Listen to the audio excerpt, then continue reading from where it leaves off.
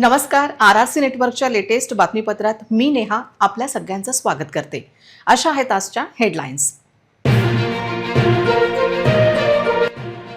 Headlines प्रायोजक RRC broadband, अकोल्यातील सर्वात स्वस्त आणि वेगवान कनेक्शन. अक्षय तृतीयेला अक्षय आनंदाचा सोहळा खरेदीने रंगला. सराफा पेढ्यांमध्ये अकोलेकरांनी खरेदी केले कोट्यावधीचे सोने.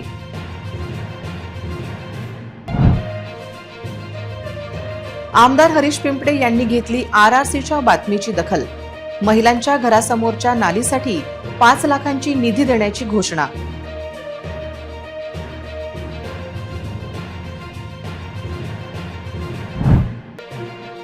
उन्हाळ्यात होरपळणाऱ्या अकोलेकरांना दिलासा मिळणार. पुढील 2 दिवस वादळी वाऱ्यांसह पावसाची शक्यता व्यक्त.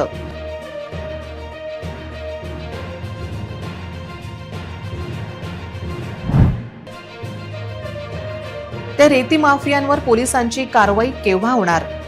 महसूल विभागाच्या दुर्लक्षाच्या रेती माफियांचा उच्छांद वाढल्याचा आरोप.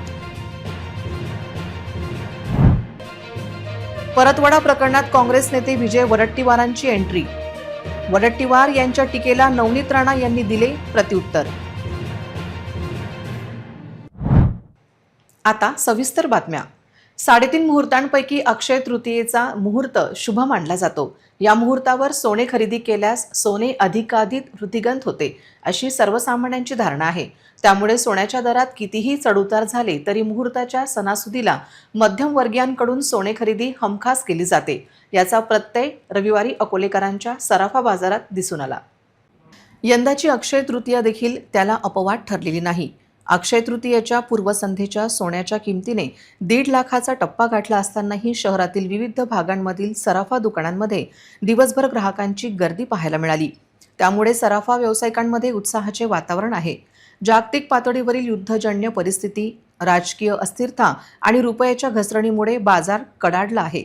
त्यामुळे गेल्या काही दिवसांपासून सोने चांदीच्या दरात चढउतार होत आहेत. गतवर्षाच्या तुलनेत सोन्याच्या दरात सुमारे 60% वाढ झाली आहे. तरीही ग्राहकांचा खरेदीकडे कल कायम असल्याचे दिसून येत आहे. आपल्या बजेटनुसार ग्राहक सोने खरेदी करण्याला प्राधान्य देत आहेत. वेढणी, कॉईन यांना मागणी अधिक आहे, तर चांदीचे बिस्किट आणि कॉईन यांना मागणी वाढली असल्याचे सराफा व्यावसायिकांनी सांगितले. सोन्याचे दर गगनाला भिडल्याने ग्राहकांनी जड दागिन्यांऐवजी लाईटवेट आणि डिझायनर दागिन्यांना अधिक पसंती दिली आहे. विशेषतः 18 कॅरेटमधील नाजूक नेकलेस, ब्रेसलेट आणि कानातल्यांची मागणी वाढली असल्याचे सांगितले जात आहे. रविवारी अक्षय तृतीया आली असल्याने सुट्टीचा दिवस साधत सोन्याच्या खरेदीने सराफा बाजाराला अधिक झळाळी मिळाल्याचे दृश्य दिसून आले. लोकप्रतिनिधी आणि जनता यांच्यातील संवादातूनच विकासाची गंगा वाहते याचा प्रत्यय नुकताच बार्शीटाकळी तालुक्यातील राजंदा येथे आला आहे. राजंदा गावातील महिलांनी मांडलेल्या समस्यांची गंभीर दखल घेत मूर्तिजापूर विधानसभेचे आमदार हरीश पिंपळे यांनी संवेदनशीलतेचा परिचय देत तत्काळ 5 लाख रुपयांच्या विकास कामाला मंजुरी दिली आहे. कालच आरआरसी न्यूजने नुकत्याच झालेल्या एका भेटीदरम्यान राजंदा गावातील महिलांनी आपल्या भागातील प्रलंबित समस्यांकडे आमदारांचे लक्ष वेधले होते. सोशल मीडियावर या संवादाची चर्चा झाल्यानंतर आमदारांनी राजकारण न करता थेट ॲक्शन मोडमध्ये येत गावकऱ्यांच्या मागणीला न्याय देण्याचा निर्णय घेतला. आरआरसीच्या बातमीनंतर या प्रकरणाची तातडीने दखल घेत त्यांनी निधी उपलब्ध करून दिला आहे. गेल्या 17 वर्षापासून मतदारसंघाचे नेतृत्व करताना आमदार पिंपळे यांनी नेहमीच जनभावनेचा आदर केला आहे. राजंदा येथील घटनेनंतर त्यांनी कोणतीही दिरंगाई न करता महिलांच्या मागणीचा मान राखला. गावातील मूलभूत सोयीसुविधांसाठी 5 लाख रुपये मंजूर केले. प्रलंबित प्रश्न मार्गी लावण्याचे आश्वासन दिले. आमदार पिंपळे यांनी घोषणा करताच मातृशक्तीच्या चेहऱ्यावर हास्याची लकेर उमटली आणि त्यांनी मंडपात टाळ्या वाजवीत घोषणेचे स्वागत केले. मी तू काम कर, झाली तर घे, मी तुला पैसे देतो. 5 लाख लागेल तर राजन करून दे. मी पैसे देतो तुला. मी काय म्हणतो, या बायाचा समस्या पाहून घे. पाहून घे. 5 लाख मी देतो नालीसाठी. निलेश, राजन द्यायला नालीसाठी 5 लाख रुपये दे बाबा. ठराव देऊन दे मला. ठराव दे. आणून घे. बायाचं काय काय बाय पाहून घे, करून दे. अरे मावशी सांगितलं ना आता.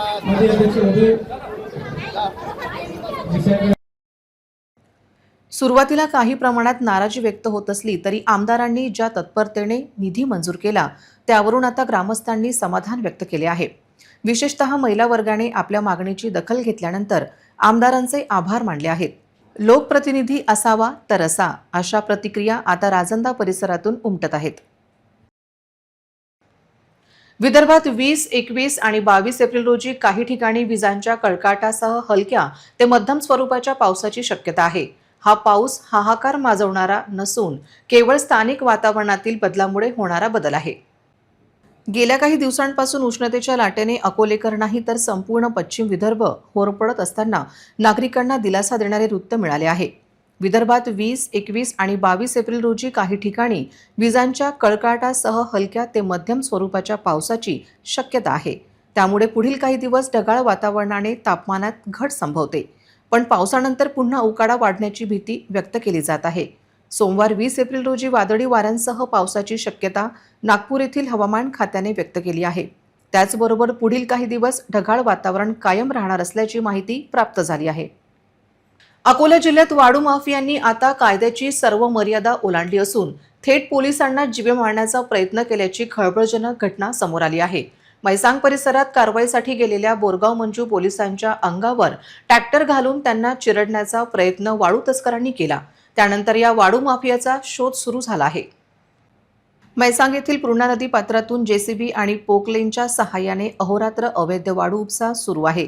बोरगाव मंजू पोलिसांनी या वाळू तस्करांना रोखण्याचा प्रयत्न केला असता शुभम मानकर नावाच्या चालकाने पोलिसांची हुज्जत घालून थेट त्यांच्या अंगावर ट्रॅक्टर नेला. एवढेच नाही तर पोलिसांना अश्लील शिवीगाळ करत जीवे मारण्याची धमकीही दिली. या बेधडक दादागिरीमुळे पोलिसांना माघार घ्यावी लागल्याचे एका व्हायरल व्हिडिओतून समोर आले आहे. स्थानिक पातळीवर बीट जमादार, PSI आणि ठाणेदारांचे मीटर सुरू असल्यानेच हा काळा बाजार बिनधास्त सुरू असल्याची चर्चा दबक्या आवाजात सुरू आहे. वाळूच्या अवैध उपशामुळे पूर्णा नदीचे पात्र खोलवर गेले असून पर्यावरणाचे प्रचंड नुकसान होत आहे. याकडे महसूल प्रशासनाचे दुर्लक्ष अधोरेखित होत आहे. तस्करांच्या दादागिरीचा व्हिडिओ सर्वत्र व्हायरल झाल्यानंतर आता कुठे प्रशासनाची झोप उडाली आहे. या प्रकरणाची सखोल चौकशी करून संबंधित वाळू माफियांसोबतच त्यांना पाठीशी घालणाऱ्या पोलीस आणि महसूल अधिकाऱ्यांवरही कठोर कारवाई व्हावी अशी मागणी जोर धरत आहे. अकोला जिल्ह्यातील वनसंपदेवर तस्करांनी आपला डोळा वळवला असून पैलपाडा कंपार्टमेंटमधील बांबूच्या शेकडो झाडांवर अज्ञातांनी डल्ला मारला आहे. धक्कादायक बाब म्हणजे चोरीचा हा प्रकार लपवण्यासाठी चोरट्यांनी बांबूच्या खोडांनाच आग लावून पुरावे नष्ट करण्याचा अघोरी प्रयत्न केला. वन विभागाच्या या कुंभकर्णी झोपेमुळे निसर्ग प्रेमींमधून संतापाची लाट उसळली असून या गंभीर प्रकरणाकडे वरिष्ठांनी तातडीने लक्ष देण्याची मागणी होत आहे. अकोला जिल्ह्यातील वनक्षेत्र सध्या तस्करांच्या विळख्यात सापडले असून वन विभागाच्या हद्दीत राजरोसपणे वृक्षतोड सुरू असल्याचे विदारक चित्र आहे. रक्षकच भक्षक बनले की काय असा प्रश्न निर्माण करणारी घटना पैलपाडा गावातील कंपार्टमेंट क्रमांक CNB 139 सर्वेक्षण क्रमांक 119 मध्ये घडली आहे. येथे लागवड करण्यात आलेल्या मौल्यवान बांबूंच्या झाडांची अवैध तोड करून चोरट्यांनी लाकूड लंपास केले. केवळ चोरी करून हे तस्कर थांबले नाहीत तर आपल्या पापाचे पुरावे मिटवण्यासाठी त्यांनी बांबूंच्या उरलेल्या खोडांना आग लावून दिली. या संतापजनक प्रकाराचा व्हिडिओ सोशल मीडियावर प्रचंड व्हायरल झाला असून यातून वन विभागाची तस्करे वेशीवर टांगली गेली आहेत. एकीकडे शासन वृक्षवल्ली आम्हा सोयरे म्हणत वृक्ष लागवडीसाठी कोट्यावधीचा निधी खर्च करत आहे, तर दुसरीकडे अकोल्यातील जंगले असुरक्षित असल्याचे सिद्ध होत आहे. ड्युटीवर असलेल्या कर्मचाऱ्यांचा तस्करांना वरदहस्त आहे का याची विचारणा आता होत आहे.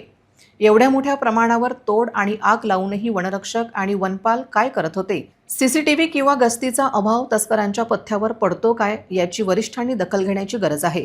आता या प्रकरणात दोषी असलेल्या वन कर्मचाऱ्यांवर आणि त्या तस्करांवर अकोला वन विभागाचे वरिष्ठ अधिकारी काय कठोर कारवाई करतात याकडे सर्वांचे लक्ष लागले आहे. निसर्गप्रेमींनी या प्रकरणाचा छडा लावून संबंधितांना तुरुंगात टाकण्याची मागणी केली आहे. अकोल्याच्या रामदासपेठ पोलीस स्टेशन अंतर्गत शास्त्री स्टेडियममध्ये पोलीस चौकी बनवली होती, परंतु बंद पोलीस चौकीचा दारुड्यांनी अड्डा बनवलेला दिसतो. या ठिकाणी दारूच्या रिकाम्या बाटल्या तसेच घाण दिसते. येथे CCTV कॅमेरे बसवण्यात आले आहेत, परंतु तरीही रिकामटेकडे चुकीच्या कामासाठी या जागेचा वापर करताना दिसतात. शास्त्री स्टेडियममध्ये सुरू असलेल्या नियमबाह्य कामांना प्रतिबंध करणे आवश्यक आहे.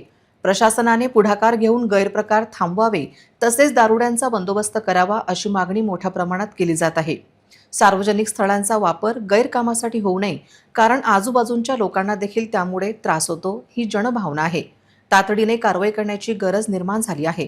अकोल्याच्या रामदासपेठ पोलीस स्टेशन अंतर्गत शास्त्री स्टेडियममध्ये पोलीस चौकी बनवली होती, परंतु बंद पोलीस चौकीचा दारुड्यांनी अड्डा बनवलेला दिसतो. या ठिकाणी दारूच्या रिकाम्या बाटल्या तसेच घाण दिसते. येथे सीसीटीव्ही कॅमेरे बसवण्यात आले आहे, परंतु तरीही रिकामटेकडे चुकीच्या कामांसाठी या जागेचा वापर करताना दिसतात. ब्राह्मण समाजाचे आराध्य दैवत भगवान परशुराम यांच्या जन्मोत्सवानिमित्त अकोल्यात शनिवारी रात्री भव्य शोभायात्रा काढण्यात आली. या शोभायात्रेत मोठ्या संख्येने समाज बांधव पारंपरिक वेशभूषेत सहभागी झाले होते. परशुरामाच्या जयघोषाने संपूर्ण वातावरण भक्तिमय झाले होते.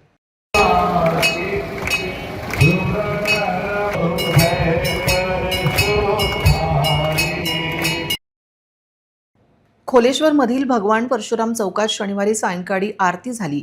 त्या आरतीनंतर शोभायात्रा झाली. यावेळी समाज बांधव भगिनी मोठ्या संख्येने सहभागी झाले होते. शोभायात्रा शहरातील प्रमुख मार्गावरून मार्गक्रमण करत असताना विविध ठिकाणी नागरिकांनी उत्स्फूर्त स्वागत केले. आकर्षक देखावे, मंगलवाद्यांचा गजर होता. भगवान परशुराम यांची भव्य प्रतिमा शोभायात्रेच्या अग्रभागी होती. या सोहळ्यामुळे शहरात उत्साहाचे वातावरण निर्माण झाले होते.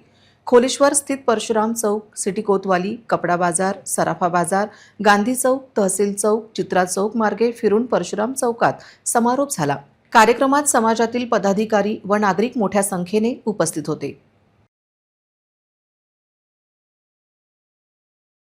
44 अंश तापमानात अकोला रेल्वे स्थानकावर थंड पाणी उपलब्ध नसल्याने प्रवाशांना पाणी विकत घेण्याशिवाय पर्याय नाही.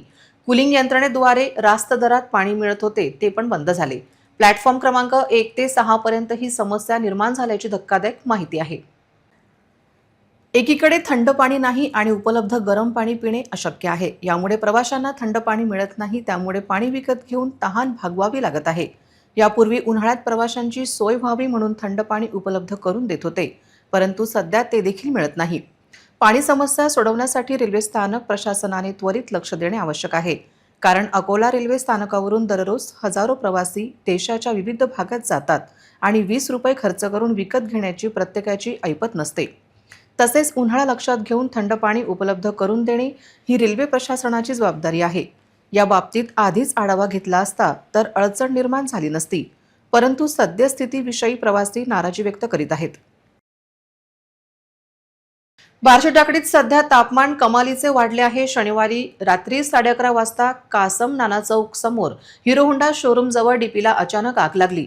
लोकांनी डीपीकडे धाव घेतली. संबंधित कर्मचारी व अधिकारी यांना फोन लावले, पण त्यांचे मोबाईल नॉट रिचेबल होते. बार्शी टाकडीच्या ऑपरेटरशी संपर्क साधला असता त्यांनी सांगितले की पजई, लाईनमन इंगडे, जामनिक मॅडम यांची फ्यूज कॉलवर ड्युटी आहे, पण एकानेही फोन उचलले नाही.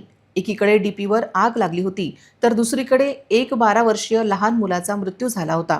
त्या घरी लाईट नसल्याने कुटुंबियांना मोबाईल लाईटवर परिस्थिती हाताळावी लागली. रात्री 2 वाजता बार्शी टाकडीचे सहाय्यक अभियंता शिंदे यांना फोन लावला, त्यांनी पण फोन उचलला नाही. गावात रात्रभर गडबड होती. वार्ड नंबर 1 मधील सर्व लोक रात्रभर अंधारात होते. एकीकडे लोक अंधारात आणि अधिकारी व कर्मचारी झोपलेले. वरिष्ठांनी याची दखल घ्यावी अशी मागणी आहे. आणीबाणीच्या वेळी इतका बेजबाबदारपणा कामाचा नाही. यावरून महावितरणची अनास्था उघडकीस आली. एखाद्या वेळी मोठी दुर्घटना घडली तर कोण जबाबदारी घेणार असा प्रश्न उपस्थित झाला आहे. तसेच रात्री घडलेल्या घटनेबाबत नागरिकांनी संताप व्यक्त केला. बार्शी टाकडी प्रतिनिधी आझम खान यांचा विशेष वृत्तांत. बार्शी टाकळी तालुका प्रतिनिधी आझम खान. इथं बार्शी टाकळी 33 KVA सबस्टेशन असून या सबस्टेशन मध्ये कोणताही अधिकारी कर्मचारी कोणीच नसते. इथं फक्त असते ऑपरेटर आणि चौकीदार पहारेकरी. बार्शी टाकळीची 2 तास अगोदर लाईन गेलेली आहे. इथं प्रत्येक अधिकारीला फोन केलेला आहे, पण कोणता अधिकारी फोन उचलत नाहीये. 3 लाईनमन नाईट ड्युटी मध्ये आहे. पजई lineman, Ingale madam, Jamnik madam, पण हे 3 जण फोन उचलत नसून इतर बार्शी टाकळी तालुक्यामध्ये नगरपंचायतचं ठिकाण असून कोणत्याही प्रकारचे इथं अधिकारी कर्मचारी नाही आहे. इथं सदर बार्शी टाकळी सबस्टेशन मध्ये मी स्वतः इथं आलो असता. इथं ऑपरेटर सर, आपलं नाव काय? Bhaskar Khirade, on duty operator, Barshi Takali 33 substation.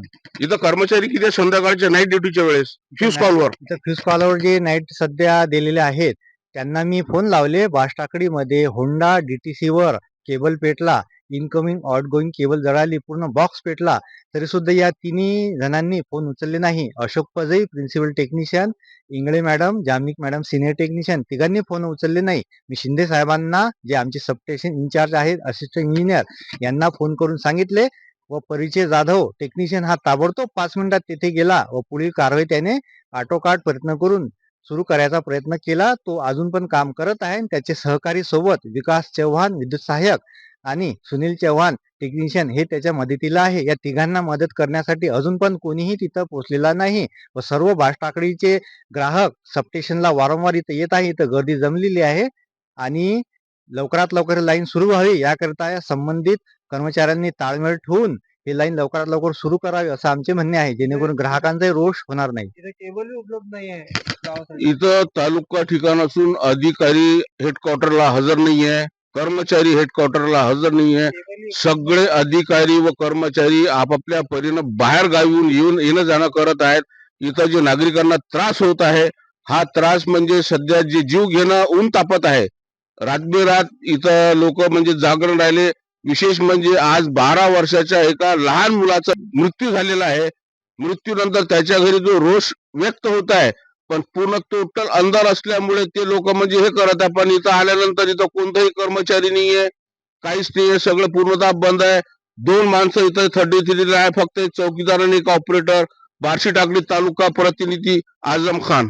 Akola शहरात बुलेटचे फटाके फोडण्याचे फॅड पुन्हा आलेले दिसते. बुलेटचे सायलेन्सर टॅम्पर करून युवक फटाके फोडतात. यामुळे ध्वनी प्रदूषण होते, तसेच नागरिकांना आपण विनाकारण त्रास देतो याचे भान राहिले नाही. स्वतःच्या मस्तीत संबंधित वाहन चालवताना दिसतात, परंतु त्यांची मनमानी रोखणे आवश्यक आहे. फटाके फोडणाऱ्या बुलेट चालकांवर वाहतूक शाखेने मागे कारवाई केली होती. असे सायलेन्सर जप्त करून त्यांना बुलडोजर खाली दिले होते, परंतु आता पुन्हा नव्याने कारवाई करण्याची गरज आहे. त्याशिवाय हे प्रकार थांबणार नाही. अशी वाहने टार्गेट करून त्या चालकांवर कडक कारवाई करण्याची वेळ आली आहे. मागे झाली तशीच कारवाई केली तरच मनमानीला आळा बसेल, अन्यथा नाही. जवाहरनगर चौकातील कोचिंग एरियात फटाक्या फोडणाऱ्या बुलेट चालकांचा मोठा त्रास विद्यार्थ्यांना आहे. सिव्हिल लाईन्स पोलिसांनी कारवाई करण्याची मागणी समोर आली आहे. त्याचबरोबर गौरक्षण रोडवर नियमित फटाके फोडणाऱ्या बुलेटचा त्रास अकोलेकरांना आहे, पण त्यांच्यावर खदान पोलीस कारवाई करत नसल्याची ओरड होत आहे. माजी खासदार नवनीत राणा यांच्यावर 2 समाजात तेढ निर्माण करणारी वक्तव्य केल्याप्रकरणी गुन्हे दाखल झाले पाहिजेत. त्यांच्यासोबतच डॉक्टर अनिल बोंडे यांच्यावरही गुन्हे दाखल झाले पाहिजे. त्यांनी अमरावती प्रकरणी चुकीची माहिती दिली आहे असे काँग्रेस नेते विजय वडट्टीवार यांनी म्हटले आहे. यावर नवनीत राणा यांनी पलटवार केला आहे. अमरावतीत महिलांवर अत्याचार झाला असेल तर तिथे जात धर्म पंथ येतो कुठे? असे कृत्य करणारा नालायकच असतो. त्यांच्यावर कारवाई झालीच पाहिजे. अमरावती प्रकरणी कोणी बुरख्यावाल्या नव्हत्या म्हणतात ते त्यांना कसे माहिती? कशाच्या आधारावर हे बोलल्या? या बाईची सवय आहे की अतिशय जातीयवादी आणि धर्मांधली आहे. लोकांनी निवडणुकीत पाडले आणि जिरवली तरी हे शुद्धीवर येत नाही. विजय वडट्टीवार यांनी केलेल्या एकेरी भाषेतल्या टीकेला नवनीत राणा यांनी देखील प्रत्युत्तर दिले आहे. हे चिल्लर लोक आहेत. काँग्रेसने हिरवे विषारी साप जोपासले आहेत असे म्हणत नवनीत राणा यांनी विजय वडट्टीवार यांच्यावर निशाणा साधलाय. हे सगळे चिल्लर लोक आहे. या चिल्लर माणसांवर बोलायची मला काही गरज नाहीये. पर एक मी सांगू शकते की काँग्रेसनी हिरवे विषारी साप पोसून ठेवलेले म्हणून एवढे वडवड करतात. कारण हा सगळे प्रकार आत्ता बाहेर कुठे येऊन पडत आहे. काँग्रेसच्या काळामध्ये हे हिरवे विषारी सापांना जपण्याचं काम आणि त्यांच्यावर हा सगळे प्रकरण दाबण्याचं काम काँग्रेसने केलं होतं. पण आता ते बाहेर निघत आहे. पण हे हिरवे विषारी जेवढे साप आहे ना, त्यांना ठेचण्याचं काम आमचे देवेंद्र फडणवीसजी आणि आमचे देशाचे प्रधानमंत्री हे करणार आहे. त्यांना सोडणार नाही. पण हे जे चिल्लर लोक बोलतात आहे ना, त्यांनी हे सगळी गोष्टी आणि आम्हाला माहित आहे की महिलांवर किती प्रेम करतात, महिलांना किती मान सन्मान करतात. आता सगळे पूर्ण देशाने विश्वनी पाहिलेलं आहे. महिला आरक्षण बिलावर जेव्हा त्यांचे सपोर्टची गरज होती महिलांना, तेव्हा त्यांनी कशा विरोध केला हा पूर्ण जगाने पाहिलेला आहे. तर या चिल्लर माणसांनी आम्हाला समजून सांगू नये की आम्ही काय केलं पाहिजे. हिरवे विषारी सापांना ठेचण्याचं काम आम्ही करणारच. आणि हे चिल्लर जे लोक बोलतात आहे ना, त्यांना माझं एवढंच सांगणं आहे की महिलांवर बोलाचे पहिले तुम्ही तुमचे घरातही पहा की जे हिरवे विषारी सापांना तुम्ही वाचवण्याचे जे काम करत आहे तुमच्या घरी सुद्धा मुली आहे. ते या चिल्लर माणसांनी TCS प्रकरण झाला नाशिकचं तेव्हा का वळवळ नाही निघाली बाहेर? तेव्हा हिरवे विषारी सापांना जपण्याचं काम करत होते, वाचवण्याचं काम करत होते, त्यांच्यावर बोला. चिल्लर लोकांनी आपल्या घरातही पाहायला पाहिजे की आमच्या घरातही मुली आहे म्हणून. 5 मोबाईल पोलिसांनी जप्त केलेले होते, त्यापैकी अजून खूप सारे विषय भेटणार आहे. लॅपटॉपही अजून बाकी आहे. हार्ड डिस्क जे आहे ते त्यांना भेटलेलं आहे. त्याच्यामध्ये खूप सारा डाटा त्याच्यात भेटणार आहे आणि त्याच्यानंतर जे जे कारवाई जिथे जिथे आवश्यक लागेल तिथे तिथे आमचे पालकमंत्री नक्की करणार आहेत. पुन्हा एक नजर टाकूया आजच्या प्रमुख घडामोडींवर. हेडलाईन्स प्रायोजक RRC ब्रॉडबँड, अकोल्यातील सर्वात स्वस्त आणि वेगवान कनेक्शन. अक्षय तृतीयेला अक्षय आनंदाचा सोहळा खरेदीने रंगला. सराफा पेढ्यांमध्ये अकोलेकरांनी खरेदी केले कोट्यावधीचे सोने.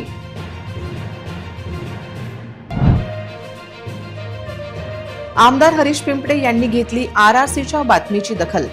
महिलांच्या घरासमोरच्या नालीसाठी 5 लाखांची निधी देण्याची घोषणा.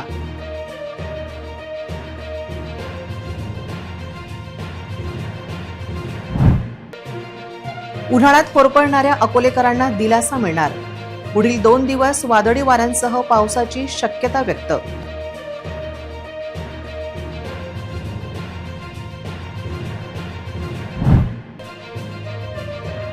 ते रेती माफियांवर पोलिसांची कारवाई केव्हा होणार? महसूल विभागाच्या दुर्लक्षाच्या रेती माफियांचा उच्छांद वाढल्याचा आरोप. परतवाडा प्रकरणात काँग्रेस नेते विजय वडट्टीवारांची एंट्री. वडट्टीवार यांच्या टीकेला नवनीत राणा यांनी दिले प्रत्युत्तर. बातम्यांसाठी तुम्ही पाहत रहा RRC news. 2,47,000 दर्शकांनी RRC YouTube channel हे सबस्क्राईब केले आहे, तेव्हा तुम्ही कसली वाट पाहत आहात? तुम्ही पण सबस्क्राईब करा आणि बेल आयकॉन क्लिक करत RRCच्या बातम्या निरंतर पहा. तुमच्या मोबाईलवर नोटिफिकेशन मिळवण्यासाठी सबस्क्राईब करा RRCचे हे यूट्यूब चॅनल. लाईक आणि फॉरवर्ड करा RRC डिजिटल अकोलाचे हे न्यूज बुलेटिन. पुन्हा भेटूया लेटेस्ट बातम्यांसह नवीन बातमीपत्रात. तोवर नमस्कार.